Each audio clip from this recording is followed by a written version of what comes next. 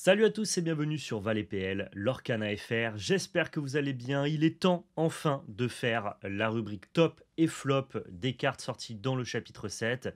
On a assez de recul sur le metagame, il y a assez de data pour compiler tous les decks qui ont été performants en tournoi. Et en plus, on a attendu que la ban soit passée et que le méta se stabilise pour avoir vraiment un retour de ce qui est joué ou de ce qui n'est pas joué. Comme d'habitude, les tops et flops, c'est un avis subjectif, ça n'a pas valeur de vérité. Si vous regardez cette vidéo dans quelques mois, peut-être que certaines cartes présentes dans le top seraient présentes dans le flop, et inversement, c'est une photographie du méta à l'instant T où est tournée la vidéo. Pareil au niveau des flops, ça traduit pas forcément la puissance de la carte, mais c'est plutôt le résultat qu'elle a dans le metagame actuellement au regard de l'attente que la carte pouvait générer.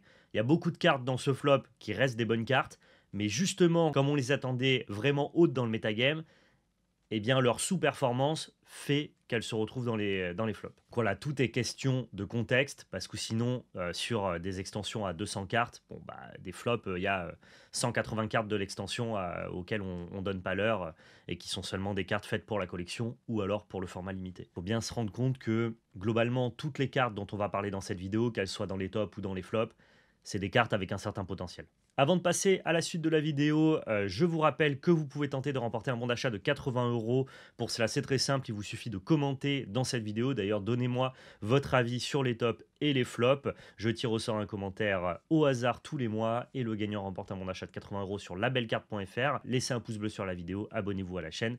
Merci à tous. Big up à GameGenic qui est notre partenaire accessoire pour toute l'année 2025. Merci à eux de nous faire confiance. Maintenant, on va commencer directement par les flops. J'interromps cette vidéo, on a un reveal exceptionnel pour ce chapitre 8 en exclusivité, cette Madame Mime en version rhinocéros cette fois-ci, disponible dans le chapitre 8 qui sortira le 6 juin. Pour 6 non ancrables, on a une 6-5 qui s'altère pour 2, qui l'or pour 1, et lorsque vous jouez ce personnage, bannissez-le ou renvoyez l'un de vos autres personnages en jeu dans votre main. Grosse statistique, non ancrable, mais qui s'altère seulement pour 2 pour récupérer vos Madame Mime Renard ou vos Madame Mime Serpent. À n'en pas douter que la carte va être testée instantanément dans les versions Boons violet-rouge. La carte est limitée seulement à l'archétype violet-rouge, donc on ne pourra pas la voir dans les autres archétypes violets, mais elle a l'air vraiment intéressante pour reprendre des renards et imposer directement énormément de statistiques sur le board. Très content de pouvoir vous révéler cette carte en exclusivité. N'hésitez pas à nous dire en commentaire ce que vous pensez de la carte, si vous pensez qu'elle sera jouée ou non. Moi, je pense qu'elle sera à minima testée, voire plus. En parlant du chapitre 8, ça y est, il est en précommande sur notre site labelcard.fr. Vous avez le code VALEPL 2025 qui vous octroie 5% de réduction sur votre première commande. Si vous voulez soutenir la chaîne, soutenir Labelcard, eh bien n'hésitez pas à passer par chez nous pour les précommandes. Le lien est en description. Merci à tous.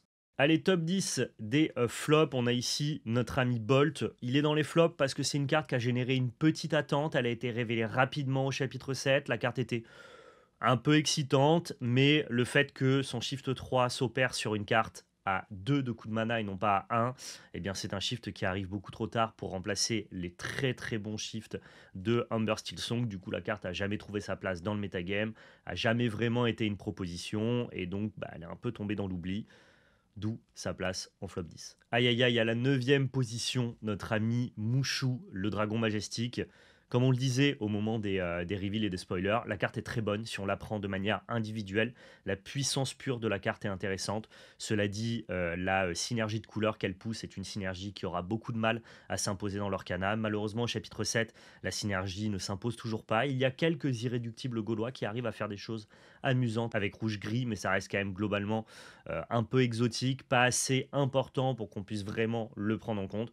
La carte est cool, mais dans les faits, c'est pas une carte qui est très jouée, donc 9e position dans le flop. Vous l'avez compris, hein, 10e position, 9e position, c'est pas des gros flops. Les gros flops, on les garde pour le top 3. Monsieur Dark, désolé pour le cadrage. Cette carte-là, on s'attendait à ce qu'elle vienne compléter Flavorsham dans les decks bleu-rouge, ou alors même qu'elle prenne sa place après les bans. Enfin, on s'attendait, c'est ce qu'on voyait passer un petit peu à droite à gauche sur Internet. Nous, au spoiler avec Pell, on était assez unanime sur le fait que la carte serait pas jouée parce qu'elle accomplit beaucoup trop peu de value. Force est de constater que c'est absolument pas une option qui a été plébiscitée par les joueurs compétitifs. La carte n'a jamais vu le jour, en tout cas de manière régulière. Donc Monsieur Dark, petit flop aussi. C'est cool les tops et les flops parce que ça permet de prendre la température entre guillemets d'internet, de voir un petit peu ce qui a excité les gens sur les réseaux et ensuite de pouvoir valider ou invalider. Mais en même temps, ça fait aussi notre propre autocritique sur nos calls parce que on fait des reviews spoilers, on fait des tops à la sortie de chaque extension et le top et flop, ça permet de voir un petit peu à quel point on était plutôt en avance ou à quel point on est passé à côté de certaines cartes. Typiquement, cette The Queen, je la mets dans les flops. C'est une carte sur laquelle j'avais pas mal d'attentes. Je pense toujours que c'est une carte qui est décente, cohérente, qui pouvait s'attaquer à certains decks du méta tout en étant capable de générer un peu de lore. Je pensais que la carte, elle pouvait avoir une petite valeur dans les decks midrange violet-gris. Malheureusement, la carte n'est absolument pas jouée. Donc, flop personnel ici pour cette Queen. Notre ami Bell, qui est un petit flop aussi, c'est une carte qui était assez intéressante à sa première lecture, qui pouvait venir apporter un petit push pour les stratégies item. La perte de Flavor Sham, ça incite quand même beaucoup moins les gens à jouer item et plutôt rester sur les bases contrôle et rampe de bleu-rouge. Donc mécaniquement, après les bans, cette carte-là qui commençait à avoir du jeu pré-ban a totalement disparu. Donc petit flop, mais pas forcément aidé par la banlist. Inkjazer en top 5. Pareil, c'est une carte qui était curieuse, dont on ne savait pas exactement ce qu'elle pouvait faire. Il y a quand même deux trois personnes qui arrivent à jouer cette carte-là dans des decks bleu-vert. Ça reste très corner, ça reste tout de même assez exotique.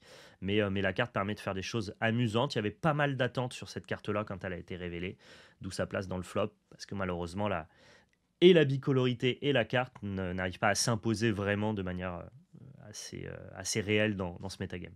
Bagheera, une carte que j'aimais pas beaucoup, sur laquelle j'avais pas d'attente, qu'on n'avait pas mis dans notre top et que j'avais pas beaucoup aimé au reveal, de par le fait qu'en fait on laisse le choix à l'adversaire de pouvoir encadrer la puissance de la carte, quand bien même elle a des stats intéressantes, un effet sympa et que c'est une carte ancrable.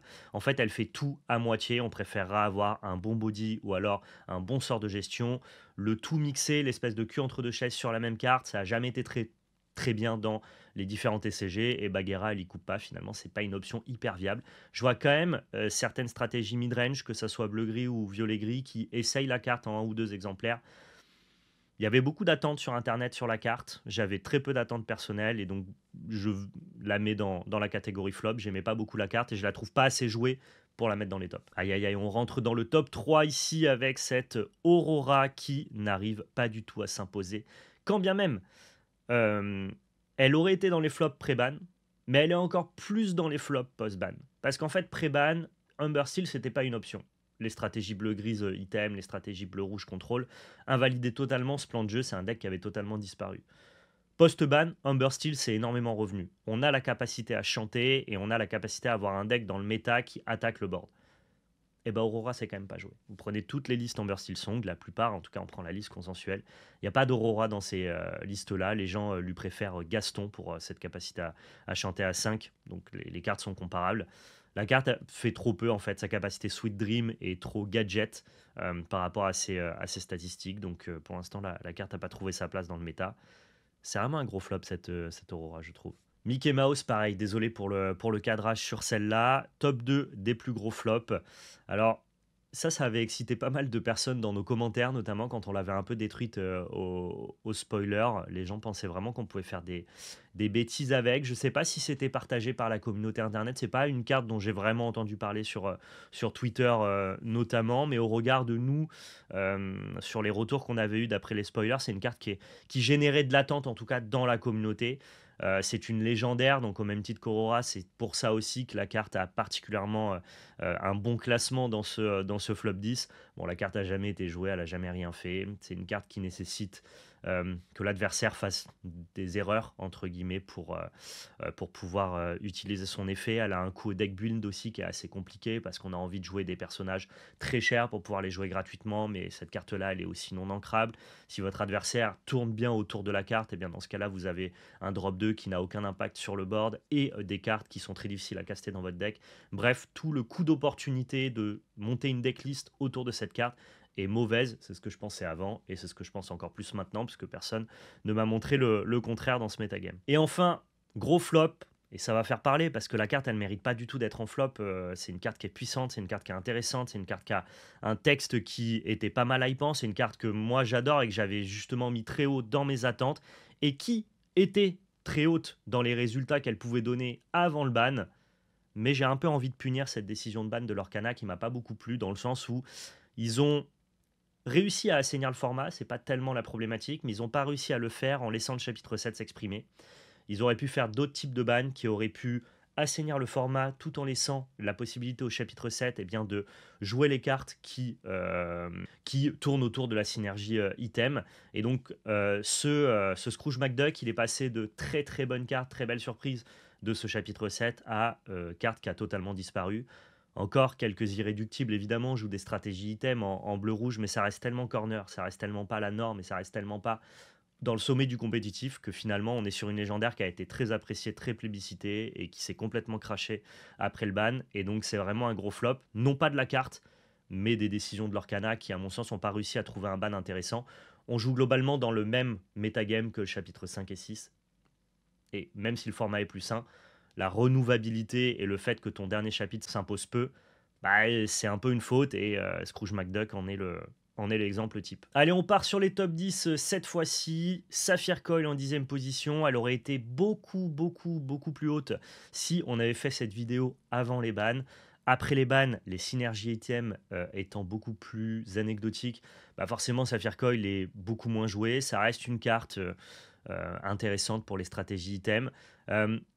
Là où McDuck est un gros flop, Sapphire Coil étant une carte commune à Unco, entre guillemets, sa destitution du metagame est beaucoup moins important et donc j'ai pas envie de punir la carte au même titre que Scrooge McDuck.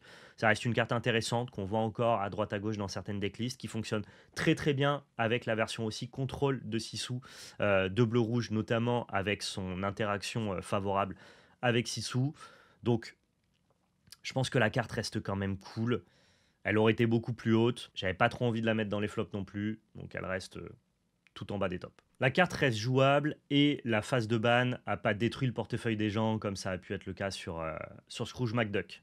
Mais c'est un peu le même genre de carte qui fitait avec les mêmes synergies et qui se sont vus être en déclin après la ban. J'ai eu peine à trouver 10 cartes à mettre dans les tops de ce chapitre 7 qui s'expriment assez peu finalement dans le metagame. Donc en 9e position, All is Found. C'est une carte dont personne n'attendait vraiment grand-chose. Certains joueurs de bleu-rouge ont réussi à mettre un peu de lumière sur elle. En un ou deux exemplaires. La carte est testée à droite à gauche. Comme il n'y avait aucune attente dessus, elle va rentrer dans ce top histoire de pouvoir vous parler de 10 cartes. Mais c'est pas une carte qui est hyper intéressante, puissante, et je suis pas sûr qu'elle s'impose à long terme dans ces stratégies-là. Belle, qui aurait pu passer de top 1 à flop 1 si les stratégies bleu-violette ne l'avaient pas récupéré au vol lors de son déclin après ban. Pour moi, la carte la plus intéressante de ce chapitre 7, et du coup, une des plus grosses frustrations de cette banlist aussi, au même titre que Scrooge McDuck, le fait que cette belle disparaisse totalement et que les stratégies bleu-grise, au-delà d'avoir été nerfées, ont simplement disparu. Cette carte-là, elle est quand même recyclée, donc je le disais, dans bleu-violet, qui est un deck assez présent dans le metagame. C'est une carte qui est cool, donc on la laisse dans les tops, mais moins haute que ce à quoi elle pouvait prétendre. 7e position, la carte du clochard, carte intéressante qui a amené à lui seul un nouvel archétype qu'on a appelé Chernadog, en tout cas un nouveau deck qui est moins populaire post-ban que ce qu'il a été pré-ban, parce que c'était un bon deck pour passer en dessous les decks objets, les decks bleu-rouge et les decks bleu-gris.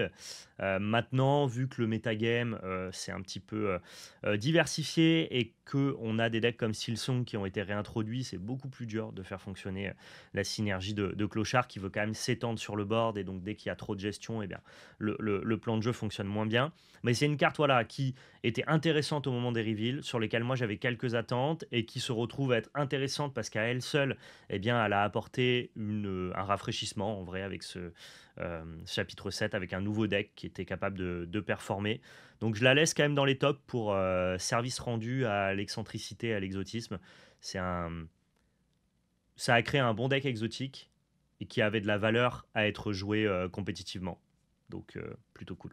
Pete, il est exactement là où on l'attendait. C'était une carte dont on savait que ça serait pas incroyable, mais dont on savait qu'elle rentrerait naturellement dans les synergies vert-gris discard. Tous les decks ne le jouent pas, mais beaucoup d'entre eux en jouent 2 ou 3 exemplaires.